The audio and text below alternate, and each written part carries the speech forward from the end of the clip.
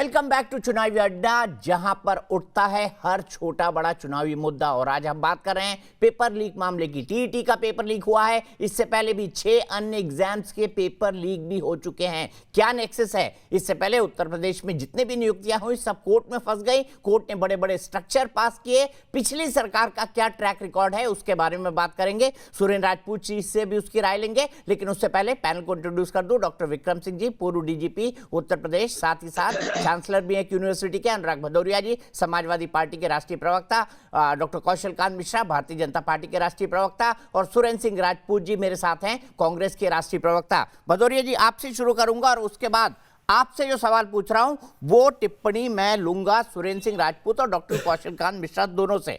मैंने माना कि उत्तर प्रदेश में सात परीक्षाओं के पेपर लीक हुए हैं, लेकिन आप देखिए आपके जमाने में 2012 से 17 तक 15 भर्ती घोटाले हुए। मैं नाम बता रहा हूं: प्रवक्ता भर्ती घोटाला, प्राविधिक सहायता 2012-13, महाविद्यालयों में शिक्षकों की भर्ती, इसमें भी घोटाले की बात आई, चिकित्सा अधिकारी बैकलॉग भर्ती, सम्मिलित राज्य प्रवर अधीनस्थ परीक्षा, पीसीएस जनरल मेंस, अधीनस्थ कृषि सेवा वर्ग 3 परीक्षा 2013, खाद्य सुरक्षा अधिकारी परीक्षा, राजस्व निरीक्षक परीक्षा, ROARO 2015, सहायोजक अभियोजन अधिकारी 2015, लोअर सबऑर्डिनेट परीक्षा 2015 और PCS 2016। इतने घोटाले। और मुझे आप ये बताइए, इसमें से कई में तो कोर्ट में टिप्पणियां हुई है कि आपने सिर्फ यादव भाइयों को ही भर दिया इसके अंदर।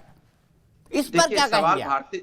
बोल रहा हूं मैं, भारतीय जनता पार्टी का काम होता है झूठे परसेप्शन क्रिएट करना, झूठी बातों का प्रोपेगेंडा फैलाना। इसमें ने महारती हासिल है, इसके लिए करोड़ों रुपए खर्च भी करते हैं, मार्केटिंग इवेंट करते हैं, सोशल मीडिया पे और इधर उधर मीडिया के माध्यम से प्रोपेगेंडा करने में माहिर है, क्योंकि काम तो इनको करना नहीं है। देखिए कैसे प्रोपेगेंडा करते हैं। अब आप ऐसे ही देख लीजिए, सरकार चूंकि पेपर लीक में पकड़ी जा रही है, एग्जाम की कोई ये पहली बार तो हुआ नहीं है। एग्जाम होने के महीना भर पहले, कई बार 10 दिन पहले, और कई बार तो आपको आश्चर्य होगा दीपक जी, 1 दिन पहले। सोचो आप, 1 दिन पहले जो लोग तैयारी करते हैं, अपने पूरे साल तैयारी करते हैं और पूरे लय में होते हैं, और आप पता चलता है कल एग्जाम देने जाना है, रात को पेपर लीक हो गया। आप सोचो उनकी लय कितनी बिगड़ती होगी। फिर उसके बाद जो डेट होती है, डेट के हिसाब से उनके परिवार में फंक्शन भी होते हैं। वो कैसे अनुराग जी, मैंने आपकी बात मानी, लेकिन आपकी सरकार के 15 भर्ती घोटालों के बारे में आप क्या कहेंगे जो विभिन्न कोर्टों में गए? अरे मेरे यहाँ पे, अरे कोर्ट में तो चले गए मैं, लेकिन जो बात कर रहा हूँ सुन लीजिए। हमारे घोटाले ना, इसका तो जवाब दीजिए ना, मूल प्रश्न का जवाब दीजिए। ये बातें तो आप बोल चुके हैं। अरे सुन तो लीजिए, वो मैंने आपको बोल दिया ना पहले ही, Bharatiya Janata party marketing event में माहिर है, झूठा परसेप्शन बनाने में माहिर है। मतलब कोर्ट भी उनके मार्केटिंग इवेंट में शामिल हो गई, आप ये कह रहे हैं?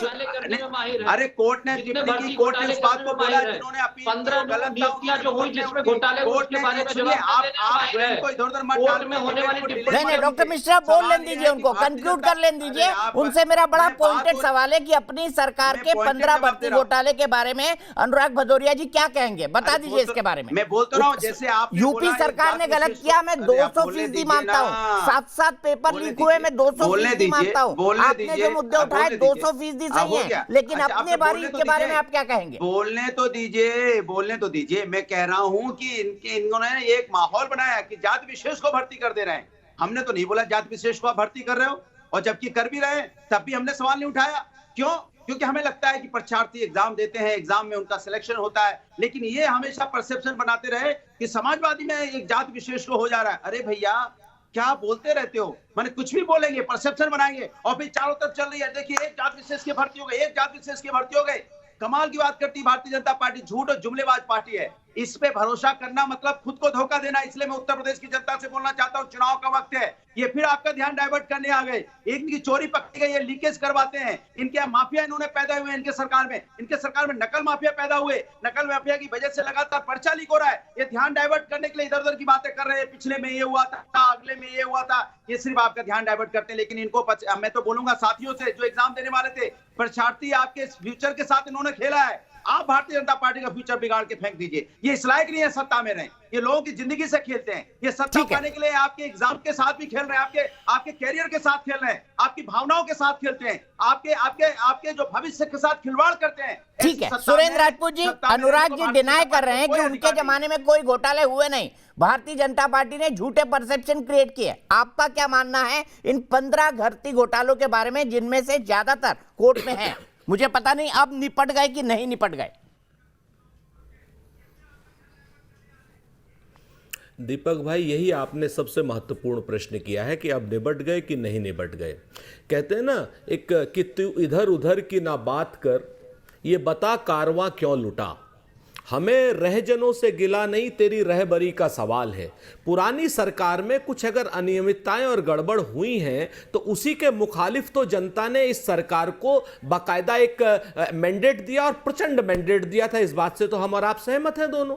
रही बात, मैं आपको पीसीएस का जानता हूं, बाकी का नहीं, लेकिन जो पीसीएस की लिस्ट इन्होंने सर्कुलेट की थी वो टोटल कोर्ट में फर्जी पाई गई। क्योंकि 2016 के बैच में तमाम जूनियर बच्चे हमारे भी हैं, लड़के लड़कियां हैं, वो सारी की सारी लिस्ट से अलग हैं। एक बात तो जो गड़बड़ियां हुई, जो अनियमितताएं हुई, जो घोटाले हुए, वो बिल्कुल वो कोर्ट में है और कोर्ट सम्मत उनको सजा मिले। लेकिन जो भारतीय जनता पार्टी ने झूठ, छल, कपट और प्रपंच का एक प्रोपोगेंडा खड़ा किया था, वितंडावाद जो खड़ा किया था, उसकी भी सजा इन लोगों को मिलनी चाहिए अगर वो चीजें झूठी पाई जाती हैं। तीसरी बात और सबसे महत्वपूर्ण बात यह है कि ये लोग, चाहे मध्य प्रदेश का व्यापम हो, चाहे हरियाणा में 32 जगह पे पर्चे लीक होने की बात हो, और चाहे ये उत्तर प्रदेश में जो शिक्षक भर्ती घोटाला है, उसमें अभी विक्रम सिंह जी बैठे हुए हैं, विक्रम सिंह जी भी बता देंगे कि इलाहाबाद का जो एसएसपी था, उन भर्ती घोटालेबाजों को, जो भारतीय जनता पार्टी के क्या नाम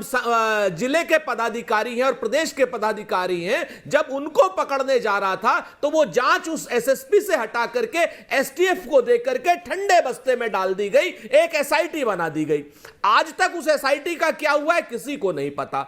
हमारा तो एक बहुत स्पष्ट मानना होता है कि 5 साल में जनता सजा दे देती है, और वो अगर सजा दे देती है तो उसके बाद जिसकी सरकार है उससे जरूर पूछे जाने चाहिए कि अगर पुरानी सरकार में गलतियां हुई तो आपने सजा दी क्या? जवाब आता है नहीं। तो अगर नहीं सजा दी तो ये भारतीय जनता पार्टी वाले दोषी, और वर्तमान सरकार में जो घोटाले हो रहे हैं उनके अपराधियों को मणिलाल पाटीदार पूछें विक्रम सिंह जी से कि आजाद हिंदुस्तान में क्या कोई एसएसपी आपको 5 लाख का इनामी मिला है आपको आज तक?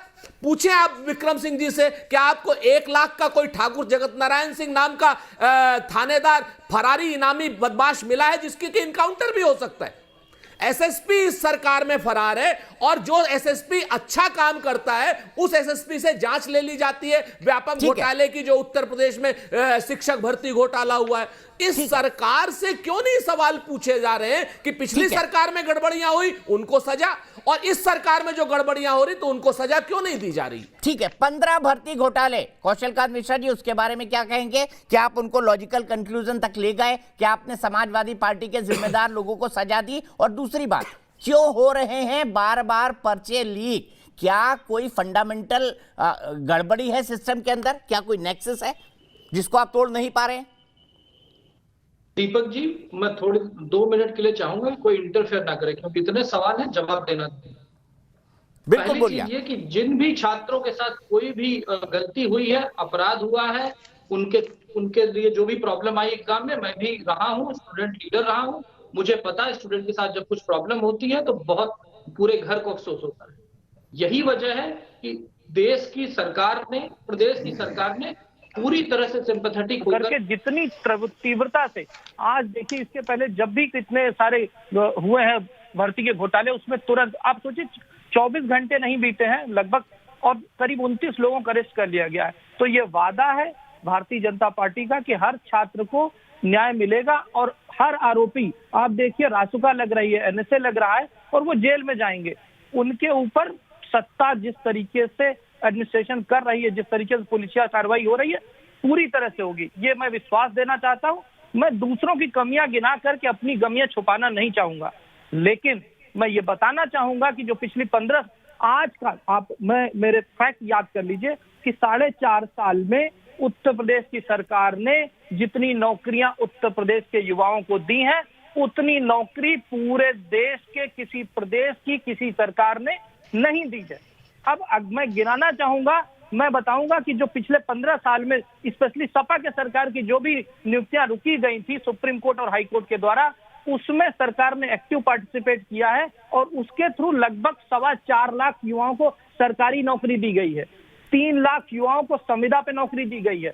42 लाख एमएसएमई इकाइयों के थ्रू करीब 2 करोड़ लोगों को रोजगार दिया गया है। एक जनपद एक उत्पाद योजना से नहीं बीच में नहीं बोलेंगे, 25 लाख लोगों को रोजगार दिया गया है। 3 लाख से अधिक लोगों को बड़ी औद्योगिक इकाइयों में दिया है। करीब 1.5 करोड़ से अधिक श्रमिकों को मनरेगा में रोजगार दिया गया है। 10 लाख से ज्यादा सहायता समूहों के माध्यम से एक सवाल है, भाई उनको बोल तो लेने दीजिए, मैं आऊंगा आपके पास। ये तो रही मैं बता रहा हूँ कि जो इन्होंने ज्यादा लपेट लेंगे, लपेटने की जगह कम पड़ेगी हमारे पास। बताओ, इतना लंबा फेंक दिया आपको यहाँ लपेटने की ठीक है, डॉक्टर कौशलकांत मिश्रा का सिग्नल आउट हो गया है, तब तक मैं डॉक्टर विक्रम सिंह के पास चलता हूं। डॉक्टर विक्रम सिंह जी, मुझे क्या बताइए, पेपर लीक करने वालों का नेक्सस क्या सरकार से भी बड़ा है? डॉक्टर मिश्रा अपनी फ्रेम ठीक कर लीजिए, आपको ऑडियो वीडियो बार बार जा रहा है। तब तक मैं एक कमेंट विक्रम सिंह जी से लेता हूं, कंक्लूडिंग कमेंट आप देंगे। डॉक्टर विक्रम सिंह। दीपक जी, समय कम है, मैं यही कहना चाहूंगा, कैसे हो सकता है किसी भी नकल माफिया का तंत्र सरकार से ज्यादा कैसे हो सकता है? डॉक्टर मिश्रा से मेरा आह्वान है कि पिछले जो 7 घोटाले हैं उनमें एक जो एक्यूज था उसकी अब क्या करंट पोजीशन है, इसके बारे में प्रकाश डालने की कृपा करें, वरना जनता के सामने श्वेत पत्र प्रस्तुत करें। आदरणीय सुरेंद्र सिंह राजपूत साहब ने जो बिंदु उठाया था, तत्कालीन एसएसपी प्रयागराज का अगर हटाया गया और मामला एसटीएफ को दिया गया, उसमें क्या प्रगति है, कितने अभियुक्त थे, कितने अब तक जेल में हैं और कितने जेल से बाहर है, जेल से बाहर है तो क्यों बाहर है? इन चीजों का ज्वलंत प्रश्न है, इसका उत्तर देना होगा, पारदर्शिता से देना होगा, ईमानदारी से देना होगा। और अगर इसका उत्तर किसी एक में भी नकारात्मक है तो ये भयावह स्थिति है, चिंता का विषय है। इसका मतलब यही जाता है कि हमने वो होमवर्क और वो कड़ाई नहीं की जो हमसे अपेक्षित थी, इसीलिए आरोपी बाहर है। आपने एसएसपी को अगर स्थानांतरित किया, इसके भी कारण होने चाहिए। मैं ये मानता हूं कि शायद उन्होंने वो रुचि नहीं दिखाई, चलिए वो तो बात है, लेकिन अगर उस प्रकरण में अब तक जांच पूरी नहीं हुई, एक आरोपी के खिलाफ उनको मिट्टी में नहीं मिलाया गया, तो मैं कम से कम मैं व्यक्तिगत तौर पे बहुत दुखी होऊंगा। ठीक है, सुरेंद्र सिंह राजपूत जी, आप 30 सेकंड चाहते थे, 30 सेकंड लीजिए, तब तक डॉक्टर कौशलकांत मिश्रा का फ्रेम ठीक हो जाएगा।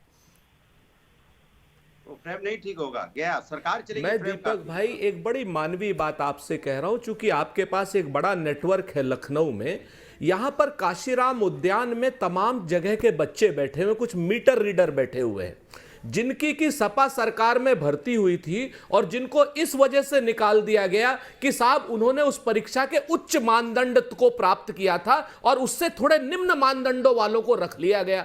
हाई कोर्ट से वो बच्चे जीत गए, सुप्रीम कोर्ट में उनको जाकर के हरवाने की कोशिश की गई क्योंकि उन बच्चों के पास पैसा नहीं था और उसमें भी सरकार नहीं जीती, सरकार ने स्टे के लिए उन्होंने मना किया। लेकिन आप इस चीज को देखिए, ऐसे आपको एक सैकड़ों बच्चे मिल जाएंगे वहां पर जो लगातार धरने पर बैठे हैं, जिनकी कोई सुध नहीं ले रहा है, चाहे वो टीटी के बच्चे हो, चाहे ये मीटर रीडर वाले बच्चे हो, चाहे वो क्या नाम टीटी 2012 के बच्चे हो, चाहे वो शिक्षक घोटाले के भर्ती बच्चे हो। आप यकीन करें, आपकी आंखों से आंसू नहीं रुकेंगे और उनकी बातें सुनते सुनते आपके कान से खून निकल जाएगा। मैं सीधे डॉक्टर कौशलकांत मिश्रा जी, सुरेंद्र सिंह राजपूत जी का जवाब दे दीजिए और साथ ही साथ ये भी बता दीजिए कि क्या जो 15 घोटाले हुए थे उन पर क्या कार्रवाई हुई और 7 पर्चे घोटाले जो हुए उनमें क्या क्या हुआ, ये भी बता दीजिए।